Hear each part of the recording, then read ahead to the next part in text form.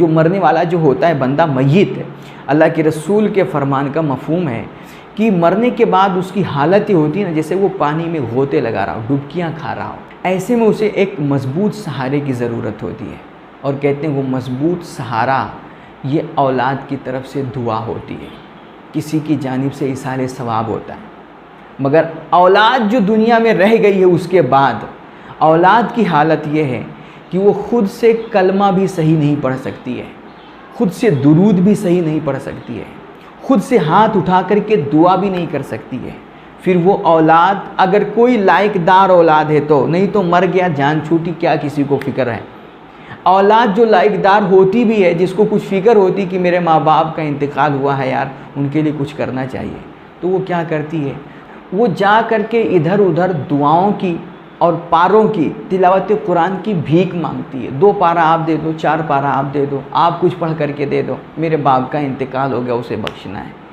इतनी मजबूर औलाद और इस तरह जाहिल और गंवार कि ख़ुद से उसका बाप मरा है यार, उसकी माँ मरी है, हाँ, और इतना भी ना कर सके कि कम से कम बैठ करके ख़ुद से कुरान के 2 सूरतें पढ़ ले, कुरान के 2 रुकुआत पढ़ लें और जो है पढ़ करके बख्श दें।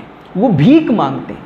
भीख में अगर किसी ने कुछ दे दिया पढ़ करके ना तो बख्श दिया, और नहीं तो पढ़े हैं, कोई फ़िक्र नहीं है। और फ़िक्र करे भी तो क्या कर सकते हैं मेरे भाइयों। इसलिए मैं आपसे अर्ज़ करता हूँ, कम से कम आप अपनी औलाद को इतना पढ़ाओ ना यार, इतना इल्म ज़रूर दो कि मरने के बाद जब तुम मर करके कब्र में पहुँचो ना और वहाँ तुम्हें किसी सहारे की ज़रूरत पड़े, दुआओं की ज़रूरत पड़े, तो कम से कम ये औलाद तुम्हारी इस लायक हो कि बैठ कर के कभी ये अल्लाह का कलाम पढ़े, तिलावत कुरान करे और हाथ उठा कर के ख़ुद से अपने ऊपर तड़प और दर्द के साथ ना तुम्हारी बख्शिश की दुआ कर सके, तुम्हारी मग़फ़िरत तलब कर सके अल्लाह से।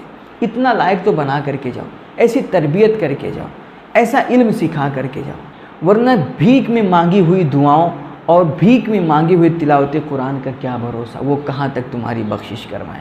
अल्लाह की बारगाह में तो दिल की तड़प और दर्द देखा जाता है ना।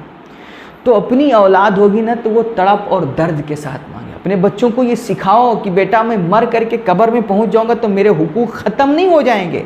मुस्तफ़ा करीम सल्लल्लाहु अलैहि वसल्लम के फरमान का मफहूम है। मेरे नबी फरमाते हैं मरने वाले के हुकूक माँ बाप के बिलखुसूस हुकूक बाकी रहते हैं, औलाद के ज़िम्मे, उसके वरसा के ज़िम्मे। उनमें सबसे पहला अस्सलातु अलैहिमा, उनकी नमाज जनाज़ा पढ़ना है।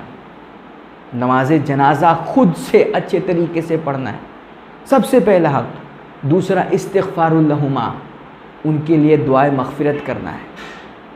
कम से कम ये चीज़ तो सिखाओ ना यार कि मरो तो सही से तुम्हारी नमाज जनाज़ा हो सके, ये पढ़ सके और तुम्हारे लिए हाथ उठा करके ख़ुद से अल्लाह से दुआ कर सके एक दर्द और तड़प के साथ। इतना इल्म ज़रूर सिखाओ मेरे भाई।